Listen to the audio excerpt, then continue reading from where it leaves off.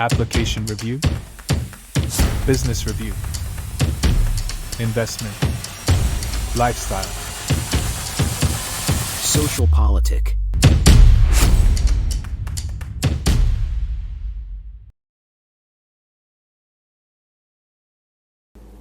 Halo Bapak Ibu, saudara-saudari sekalian, lovers and haters, salam cerdas Indonesiaku. Jumpa lagi kita pada kesempatan kali ini. Bagi Anda yang belum subscribe channel saya, silakan subscribe channel saya. Tekan loncengnya agar Anda dapat notifikasi setiap kali saya mengupload video-video saya. Oke, pada kesempatan kali ini saya akan membahas sebut saja kalau menurut pengamatan saya sebuah fenomena usaha-usaha untuk memojokkan dan bahkan mau menjatuhkan Pak Jokowi. Karena ya tentu ada pihak-pihak yang kesel gitu ya, karena Pak Jokowi ternyata mendukung Pak Prabowo ketimbang Pak Ganjar dari partainya sendiri. Iyalah, Pak Jokowi masih kader PDIP loh. Dia belum keluar dan dia belum dipecat. Jadi ya nggak heran lah ya kalau orang-orang dari partainya mungkin merasa kesal. Kenapa ini Pak Jokowi, orang kita sendiri tidak dukung Ganjar, malah dukung Prabowo yang dari partai lain mungkin. Oke, kita flashback dulu ya. Kejadiannya ini sudah 15 tahun lebih yang lalu, di mana waktu itu Gus Dur dilengsarkan. Nah sekarang kan ada wacana nih ya, mau ada pemaksulan lah, mau ada dilaksanakan hak interpelasi lah. Apalagi baru-baru ini kan ada pengakuan dari mantan ketua KPK Pak Agus Raharjo. Nah ini Pak Jokowi juga heran, kenapa baru sekarang baru ngomong? Setnov juga sudah dihukum kok. Pak Jokowi juga waktu itu juga sudah bilang Setnov untuk mengikuti aturan-aturan hukum. Kenapa baru sekarang? Kira-kira begitu ya. Tapi sudah ada gejolak, nanti mau diadakan hak interpelasi. Aduh lucu banget deh gitu ya. Ya ujung-ujungnya kita tahu lah untuk memojokkan Pak Jokowi ya. Nah kita lihat dulu dah nih videonya yang menarik ya, soal pelengseran Gus Dur 15 tahun yang lalu. Yuk kita lihat videonya.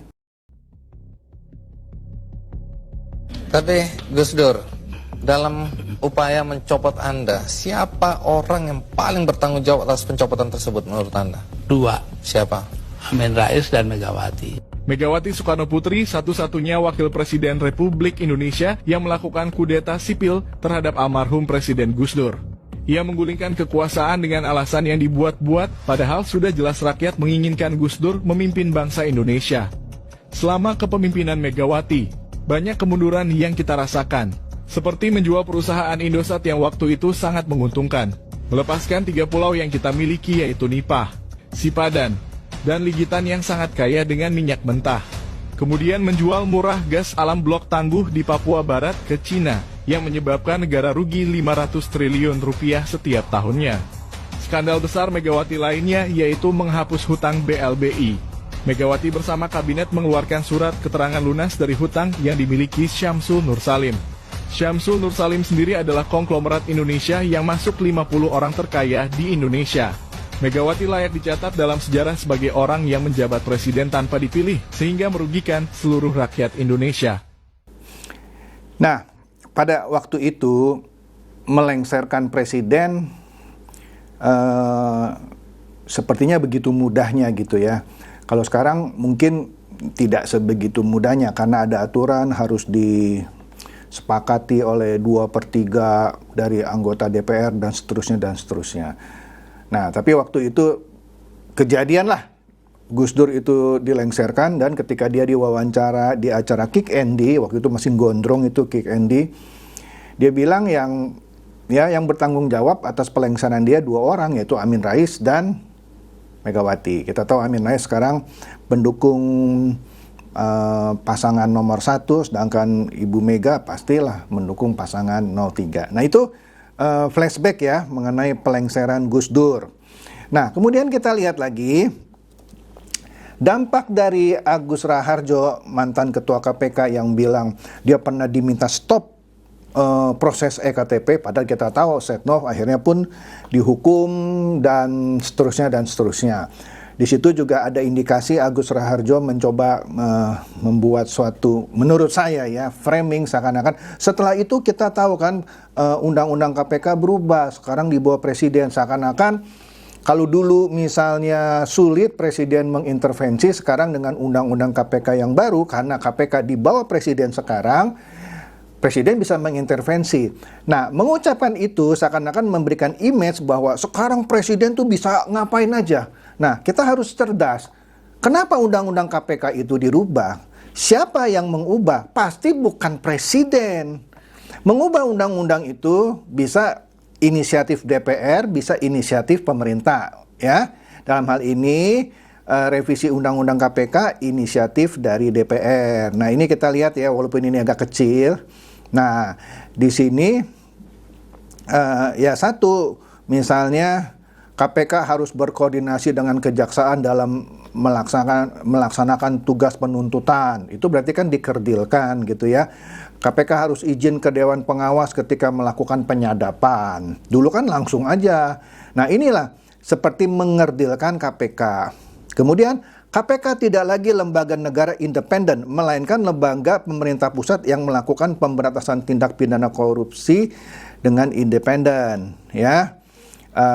Untuk mengangkat penyidik independen dihapus. Dulu kan dia bisa mengangkat penyidik dan penyelidik, sekarang sudah dihapus, nggak bisa seenaknya gitu. Nah, kalau dulu kasus sudah masuk KPK tidak bisa dihentikan, sekarang bisa dikeluarkan SP3. Begitu ya, dan seterusnya ya. Nah, waktu itu memang ketua KPK-nya Pak Agus Raharjo, dia bilang dari rancangan undang-undang yang diajukan oleh DPR itu beresiko melumpuhkan kerja KPK. Ya. Penyadapan jadi persulit ya, tidak lagi independen dan seterusnya ya. Anda bisa baca sendirilah, ini Anda bisa cari berita-beritanya ya. Nah, tadi saya bilang undang-undang itu bisa dirubah atas inisiatif DPR atau inisiatif pemerintah. Nah, kita lihat nih siapa yang ngotot waktu itu merevisi undang-undang KPK sehingga seperti sekarang ini yang tidak garang seperti dulu. Kita lihat nih ya, Republika ya. Iya, yang ngotot dulu adalah PDIP yang ngotot merevisi undang-undang KPK. Waktu itu yang menolak keras justru Gerindra. Nah, ini supaya Anda cerdas ya. Gerindra yang menolak, tapi yang ngotot mau revisi PDIP. Nah, di sini dikatakan, ini berita beberapa tahun lalu deh ya. Sebagai partai pendukung pemerintah dengan pemilik kursi terbanyak di DPR, PDI Perjuangan menjadi salah satu pengusul revisi Undang-Undang Nomor 30 Tahun 2002 tentang Komisi Pemberantasan Tindak Pidana Korupsi atau RUU KPK. Ketua DPP PDI Perjuangan yaitu Jarod Saiful Hidayat, yaitu mantan gubernur DKI ya waktu itu yang menggantikan Anies ketika Ahok di penjara ya, menyatakan justru aneh jika ada yang menolak revisi Undang-Undang KPK. Catat ya, jadi Ketua DPP PDIP ini bilang aneh kalau ada orang yang menolak. Wih, aneh kata dia. Apabila Undang-Undang 1945 saja bisa diamandemen, sangat aneh bila Undang-Undang KPK tak boleh diamandemen atau direvisi ya. Woi, mantap. Nah, kemudian kita maju nih. Sekarang yang lagi diributkan, kalau dulu kan sudah basi dah itu ya, Undang-Undang RUU KPK kan sudah jadi Undang-Undang KPK yang kita tahu jadi mengerdilkan KPK. Nah, sekarang ada RUU DKJ. Apa itu DKJ? Daerah Khusus Jakarta. Kenapa? Karena nanti ibu kota mau dipindah ke IKN, Kalimantan. Jadi Jakarta tidak lagi daerah khusus ibu kota, tidak lagi DKI, tetapi menjadi daerah khusus Jakarta.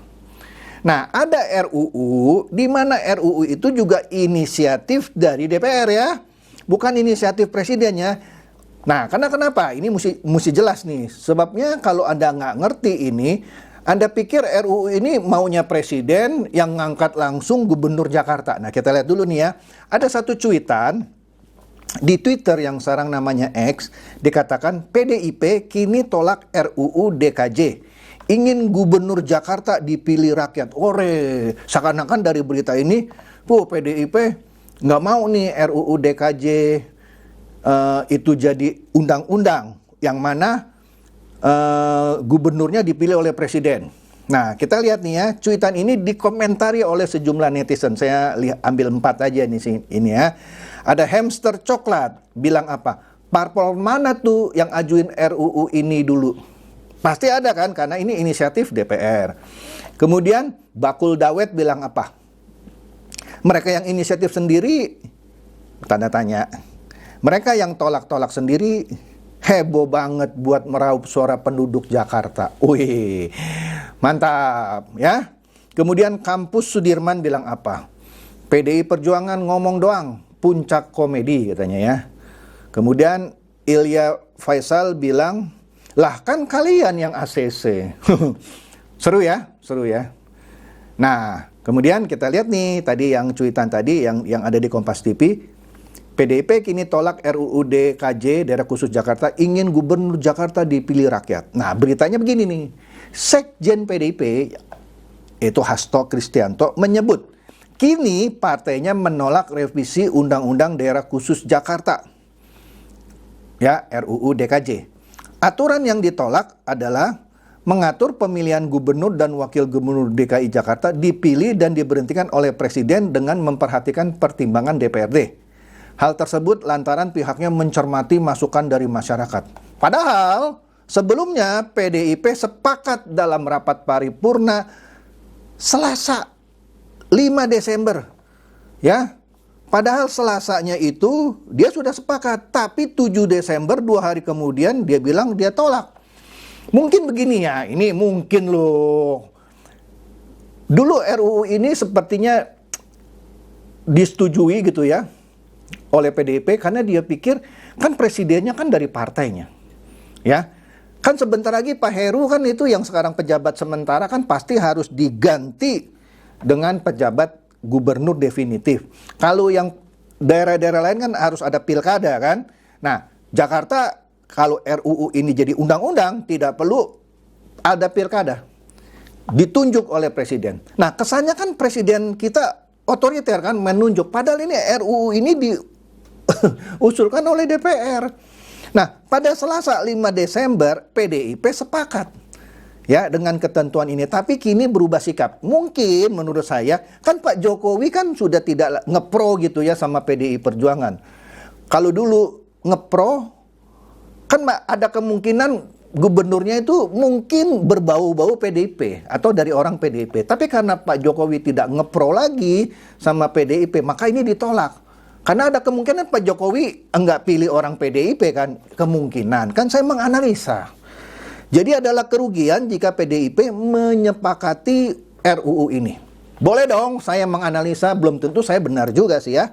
Jadi mereka minta gubernur dan wakil gubernur tetap dipilih oleh rakyat melalui pemilihan umum pilkada daerah lah ya. Wih, mantap ya. Ya kan kita terus mendengar aspirasi rakyat. Jadi politik ini dinamis. Padahal 2 hari yang lalu sepakat, sekarang bilang nolak gitu. Ya udahlah. Wah bla bla bla, kita mau demokrasi kedaulatan rakyat adalah yang tertinggi. Padahal 2 hari yang lalu setuju. Sekarang kembali lagi bilang demokrasi kedaulatan rakyat adalah yang tertinggi. Sehingga kita harus mendengarkan semua aspirasi masyarakat. Oih, mantap. Oke. Kemudian bisnis.com ya membuat berita ya seperti ini juga. Draft RUU Daerah Khusus Jakarta ya, PDIP tolak wacana gubernur Jakarta ditunjuk presiden. Padahal sebelumnya mereka sudah setuju. Dan ini kan bukan maunya presiden. RUU ini diajukan oleh DPR ya. Nah, beritanya hampir sama lah ya. PDI Perjuangan akan menolak wacana gubernur dan wakil gubernur Jakarta ditunjuk langsung oleh presiden, seperti yang tercantum dalam draft rancangan Undang-Undang Daerah Khusus Jakarta. Hasto mengakui bahwa awalnya dia menyetujui, ya. Padahal sudah disetujui Selasa Desember. Kemudian 2 hari yang lalu dia ubah pendiriannya. Seperti yang saya katakan tadi. Menarik ya? Oke. Udah mulai cerdas? Nah, ini blundernya Ganjar. Partainya tegas-tegas bilang menolak. Tapi Ganjar bilang tidak ada permasalahan dengan demokrasi. Jadi RUU Daerah Khusus Jakarta ini yang akhirnya dimentakan sama PDIP yang sebelumnya disetujui, malah sama Ganjar tanda kutip didukung. Dia bilang tidak ada permasalahan dengan demokrasi. Blunder kan? Nah, di sini kita lihat beritanya ya. Ini menarik.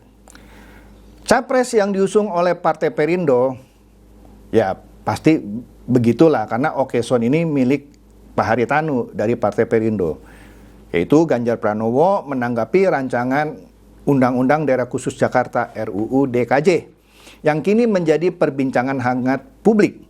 Bagi Ganjar, catat ya, bagi Ganjar tidak ada permasalahan demokrasi. Padahal PDIP partainya sendiri menolak, tapi dia bilang nggak masalah apabila gubernur dapat ditunjuk langsung oleh presiden sesuai dengan draft RUU DKJ yang tidak lagi dipilih melalui pilkada. Sepertinya dia tidak koordinasi nih dengan partainya. Pasti diomelin nih Pak Ganjar ya. Ganjar mengatakan hal senada dengan ungkapan pasangan cawapresnya Mahfud MD yang menyebutkan contoh sistem penunjukan kepala daerah di Yogyakarta tidak menjadi masalah bagi demokrasi. Jadi ini capres dan cawapresnya menurut saya mohon maaf blunder nih dua-duanya. Kemudian pasalnya katanya Mahfud menjelaskan gubernur Yogyakarta yang diampu secara turun-menurun, namun bupati dan wali kotanya dipilih secara langsung ya oleh rakyat maksudnya, sehingga pemerintahan daerah tetap asimetris. Nah ini kan menjadi perbincangan ya, kadang Ade Armando membuat konten yang menyinggung seakan-akan menyebut yang terjadi di Jogja itu adalah politik dinasti gitu ya. Nah kemudian dikatakan lagi nih oleh Ganjar, demokrasi tidak juga mundur gitu. Kalau disebut sebagai kota administratif kan ditunjuk saja, ungkap Ganjar saat ditemui selepas silaturahmi kebangsaan di aula gereja Katedral Samarinda hari Rabu. Ini menarik ya, padahal partainya sendiri udah menolak, Ganjar dan Pak Mahfud bilang tidak ada masalah. This is another blunder, oke? Menarik. Kemudian Tempo menurunkan berita RUU DKJ mengundang protes. Di sini apa? DPRD DKI minta diusut siapa yang usulkan gubernur Jakarta diangkat presiden. Pasti ada yang mengusulkan kan? Nah, ya Anda cari tahu lah siapa yang mengusulkan, ya. Di sini Warta Kota menurunkan berita bahwa Gerindra sudah dari dulu tolak gubernur ditunjuk presiden. Padahal kalau Gerindra setuju, mungkin Gerindra kan bisa dapat keuntungan sekarang. Karena kan Pak Jokowi lebih ngepro ke Gerindra sekarang. Tapi Gerindra tolak gubernur sudah dari dulu ditunjuk oleh presiden. Nah, kemudian ini anggota DPRD Rani Mauliani bilang harus diinvestigasi siapa pengusul RUU Daerah Khusus Jakarta. Mantap.